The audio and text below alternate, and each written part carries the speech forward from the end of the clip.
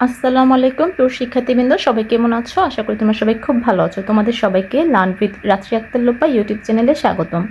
আমি রাত্রি। আজকে আমি তোমাদের মাঝে চতুর্থ শ্রেণীর প্রাথমিক বিজ্ঞান বইয়ের চতুর্থ অধ্যায় নিয়ে আলোচনা করব। আমাদের চতুর্থ অধ্যায়ের নাম হচ্ছে পদার্থ। এই অধ্যায়ের রিডিংটি পড়লে তোমরা বুঝতে পারবে পদার্থ কী, পদার্থের যে তিনটি অবস্থান রয়েছে কঠিন, তরল এবং বায়বীয়, এই অবস্থান সম্পর্কে তোমরা ভালো ধারণা পাবে। আর আমরা আজকে বই রিডিং নিয়ে আলোচনা করবো না, আমরা শুধু অনুশীলন নিয়ে আলোচনা করব। আসো আমরা কথা না বাড়িয়ে আমাদের অনুশীলনটি শুরু করি। আমরা 51 পৃষ্ঠা এবং 52 পৃষ্ঠার যে প্রশ্নগুলো আছে সেগুলোর সমাধান করব আজকে। দেখো, আমাদের প্রথমে 1 নম্বরে আছে সঠিক উত্তর টিক চিহ্ন দেই। আচ্ছা, এখানে 4টি সঠিক উত্তর আছে, সেগুলোতে আমরা টিক চিহ্ন দেবো। দেখো, প্রথমটা আছে নিচের কোনটি বায়বীয় পদার্থের বৈশিষ্ট্য নয়। আচ্ছা, নিচের কোনটি বায়বীয় পদার্থের বৈশিষ্ট্য নয় সেটা যদি আমরা দেখি, দেখো ক নম্বরে আছে ওজন আছে, খ নির্দিষ্ট আয়তন আছে, গ চাপ দিলে বাধা দেয়, ঘ জায়গা দখল করে।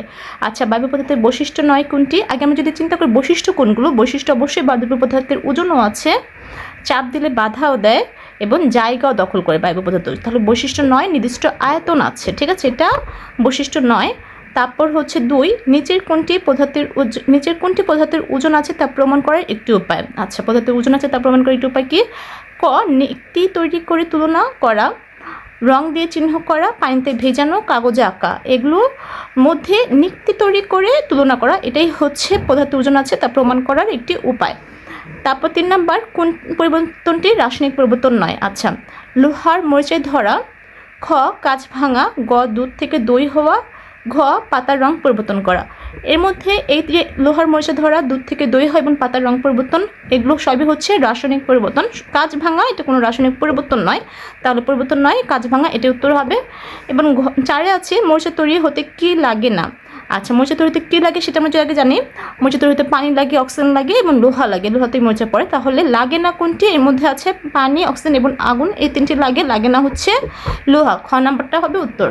এই লোহা না, সরি, খ নাম্বার না, লোহা লাগে, আগুন, আগুন আগুন হবে উত্তর, আগুন লাগে না, আগুন ছাড়াও মরিচা তৈরি হয়, ঠিক আছে। তাহলে লাগে হচ্ছে পানি, অক্সিজেন এবং লোহা, আর লাগে না হচ্ছে আগুন। ওকে। তারপর 2 আছে শূন্যস্থান পূরণ করি। এখানে 4টা শূন্যস্থান আছে, এই শূন্যস্থানগুলো আমরা পড়ব। কত আছে সিরিঞ্জের মুখ বন্ধ করে চাপ দিলে ভেতরের বাতাস ড্যাশ প্রদান করে। আচ্ছা, সিরিঞ্জের মুখ বন্ধ করে যদি চাপ দিয়ে ভিতরের বাতাস কী করে? এখানে বাধা প্রদান করে হবে। খ বরফ হলো পানির কঠিন অবস্থা, এখানে হবে কঠিন, পানি হলো তরল অবস্থা, আর বাষ্প হলো বায়বীয় অবস্থা, ঠিক আছে। গ নাম্বার, বাতাসও একটি পদার্থ কারণ এর আয়তন ও ওজন আছে, ঠিক আছে, বাতাসও একটি পদার্থ। তারপর ঘ নাম্বার, ড্যাশ ঠান্ডা করা, এটা হচ্ছে জলীয় বাষ্প ঠান্ডা করলে হচ্ছে পানি হয়, জলীয় বাষ্প যদি ঠান্ডা করি তাহলে পানি হয়, আর পানি ঠান্ডা করলে কি হয়? পানি ঠান্ডা করলে হয় হচ্ছে বরফ।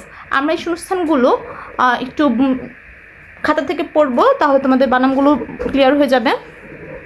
দেখো, আমাদের প্রথমটা ছিল ক নাম্বার, সিরিঞ্জের মুখ বন্ধ করে চাপ দিলে ভেতরের বাতাস বাধা প্রদান করে, উত্তর হবে বাধা প্রদান করে, এখানে শূন্যস্থান হবে বাধা।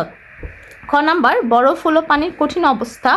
আচ্ছা, এখানে কঠিন অবস্থা, পানি হলো, কঠিনটা হবে উত্তর, পানি হলো তরল অবস্থা, আর বাষ্প হলো বায়বীয় অবস্থা, ঠিক আছে। তারপর গ নাম্বার, বাতাসও একটি পদার্থ কারণ এর ওজন ও আয়তন আছে, ওজন ও আয়তন আছে, উত্তর হবে ওজন ও আয়তন, ঠিক আছে। ঘ নাম্বার, এটা হবে জলীয় বাষ্প, এই যে গুচিহ্ন দিয়ে এটা হবে জলীয় বাষ্প, ঠান্ডা করা পানি, পানি ঠান্ডা করা হলো বরফ। ওকে, তাহলে আমাদের 4টি শূন্যস্থান পড়া শেষ। এরপরে দেখো আমাদের কি আছে, এরপরে আছে হচ্ছে বাম পাশের সাথে ডান পাশ মিল করি। বাম পাশের সাথে ডান পাশ মিল করি, দেখো এখানে আছে বরফ, পানি, বাতাসে পানির কঠিন রূপ, আর এই পাশে আছে ডান পাশে কিছু কিছু শব্দ বাক্য আছে। এই বাক্যগুলো যদি মিল করি তাহলে একটা পূর্ণাঙ্গ বাক্য হবে। বরফ কি হবে বলতো? বরফ গলে পানিতে পরিণত হয়। পানি, পানি কি বলতো? পানি না, পানি হচ্ছে তাপ দিলে বাষ্প হয়, পানি কি হবে? তাপ দিলে বাষ্প হবে। বাতাসের কি নির্দিষ্ট আকার ও আয়তন নেই, বাতাসের নির্দিষ্ট আকার ও আয়তন নেই। পানির কঠিন রূপ থাকায় আমরা আইসক্রিম বানাতে পারি, কঠিন রূপ থাকায় কি আমরা আইসক্রিম বানাতে পারি। এগুলো আমি যদি খাতা থেকে আরেকবার পড়ি তাহলে দেখো কি হবে। 3 নাম্বার, বরফ গলে পানিতে পরিণত হয়। তোমরা ডান মানে ভেবে লিখবে। আমি ক খ গ ঘ দিয়ে লিখেছি, মানে এই ডান পাশের ধরো যে কি এই যে বাম পাশেরটা হচ্ছে লিখে একটা বড় হাইফেন দিয়ে তারপর তোমরা ডান পাশেরটা লিখে দিবে মিলেটটা, ঠিক আছে। বরফ গলে পানিতে পরিণত হয়। খ পানি তাপ দিলে বাষ্প হয়। গ বাতাসের নির্দিষ্ট আকার ও আয়তন নেই। ঘ পানির কঠিন রূপ থাকায় আমরা আইসক্রিম বানাতে পারি।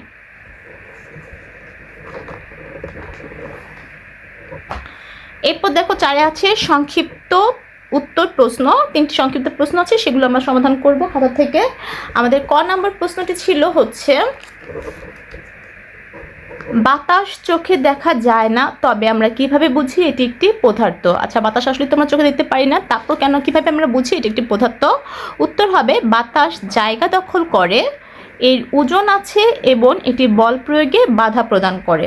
পদার্থের এই বৈশিষ্ট্যগুলো বাতাসের মধ্যে বিদ্যমান থাকায় আমরা বুঝি এটি একটি পদার্থ, ঠিক আছে। বাতাস জায়গা দখল করে, এর ওজন আছে এবং এটি বল প্রয়োগে বাধা প্রদান করে। পদার্থের এই বৈশিষ্ট্যগুলো বাতাসের মধ্যে বিদ্যমান থাকায় আমরা বুঝি এটি একটি পদার্থ। এরপরের প্রশ্ন দেখো, আমাদের খ নম্বর প্রশ্ন ছিল পদার্থের কোন বৈশিষ্ট্যটি গ্লাসে রাখা পানিতে পাথর ফেললে বোঝা যায়। আচ্ছা, কোন বৈশিষ্ট্যটি? এটা উত্তর হবে গ্লাসে রাখা পানিতে পাথর ফেললে পানির স্তর উপরে উঠে আসে। এর মাধ্যমে বোঝা যায় যে পদার্থ, বা পাথরের কথা বলছি যেহেতু পাথর ব্রেকেট দিয়ে দিয়েছি, বোঝা যায় যে পদার্থ জায়গা দখল করে।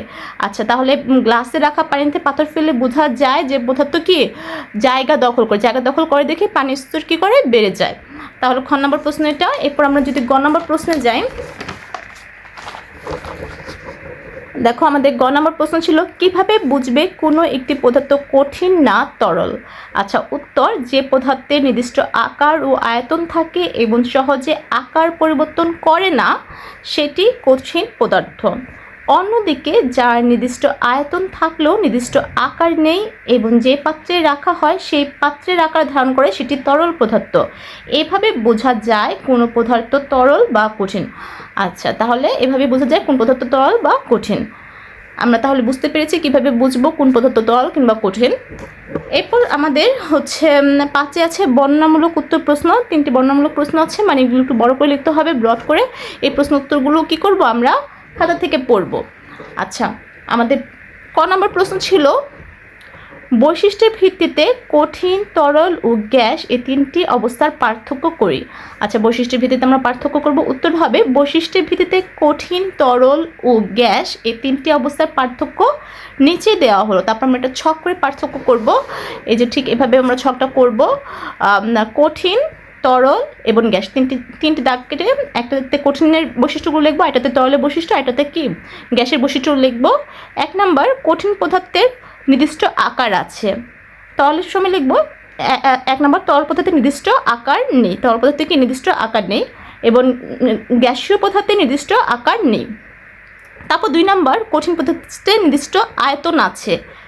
2 নম্বর তরল পদার্থের নির্দিষ্ট আয়তন আছে। তরল পদার্থের নির্দিষ্ট আয়তন আছে, আর এখানে গ্যাসীয় পদার্থের নির্দিষ্ট আয়তন নেই। 3 নম্বর হচ্ছে সাধারণত শক্ত হয়। কঠিন পদার্থ কি সাধারণত শক্ত হয়, তরল পদার্থটি প্রবাহিত হতে পারে, ঠিক আছে। আর গ্যাস এটি সব দিকে ছড়িয়ে পড়ে। 4 নম্বর হচ্ছে উদাহরণ দিয়ে দিয়েছি। কঠিন পদার্থের উদাহরণ হচ্ছে বরফ, কাঠ, লোহা। তরল পদার্থের উদাহরণ হচ্ছে পানি, দুধ, তেল। এবং গ্যাসীয় পদার্থের উদাহরণ হচ্ছে জলীয় বাষ্প, অক্সিজেন, বাতাস। ওকে, আমরা তাহলে এই যে এভাবে এর কী করব পার্থক্যগুলো লিখে দিব ছক করে। এরপর আমাদের খ নম্বর প্রশ্ন পদার্থের রাসায়নিক পরিবর্তন কি। পদার্থের রাসায়নিক পরিবর্তনের 3টি উদাহরণ দিই, ঠিক আছে। উত্তর হবে যে পরিবর্তনের ফলে কোনো পদার্থ নতুন গুণসম্পন্ন অন্য পদার্থে পরিণত হয় তাকে রাসায়নিক পরিবর্তন বলে। রাসায়নিক পরিবর্তনের 3টি উদাহরণ হলো 1 লোহার মরিচা ধরা, 2 দুধ থেকে দই হওয়া, 3 কাঠি জ্বালানো বা কোনো কিছু পোড়ানো। এগুলো হচ্ছে রাসায়নিক পদার্থের উদাহরণ। এরপরে দেখো আমরা যদি পরের প্রশ্নটা দেখি, পরের প্রশ্নটা হচ্ছে কঠিন, তরল ও গ্যাসীয় অবস্থার পানি আমাদের দৈনন্দিন জীবনে কী কাজে লাগে তা ব্যাখ্যা করি। আচ্ছা, আমাদের 3 অবস্থার পানি কী কী কাজে লাগে তা আমরা ব্যাখ্যা করব। উত্তর হবে কঠিন, তরল ও গ্যাসীয় অবস্থার পানি আমাদের দৈনন্দিন জীবনে যেসব কাজে লাগে তা নিচে দেওয়া হলো। আচ্ছা, তার নিচে দেওয়া হলো কঠিন পদার্থ হচ্ছে খাবার ঠান্ডা রাখতে, সংরক্ষণ করতে ও আইসক্রিম তৈরিতে ব্যবহৃত হয়। তরল পান করা, রান্না করা, ধোয়া, গোসলের কাজে অপরিহার্য। গ্যাসীয় বায়ুমণ্ডলের আর্দ্রতা বজায় রাখে এবং মেঘ ও বৃষ্টি সৃষ্টিতে ভূমিকা রাখে। তাহলে আমরা কঠিন, তরল এবং গ্যাসীয় অবস্থার পানি আমাদের দৈনন্দিন জীবনে কী কী কাজে লাগে তা জানতে পারলাম। আমাদের 3 অবস্থার পানি কি আমাদের দৈনন্দিন জীবনে কাজে লাগে, ঠিক আছে? আশা করি তোমরা এই প্রশ্নগুলোর উত্তর সুন্দরভাবে বুঝতে পেরেছো। তোমরা যদি আমি যেভাবে লিখেছি ঠিক সেভাবে যদি পরীক্ষাতে লিখতে পারো তাহলে একটা ভালো মার্ক পাবে।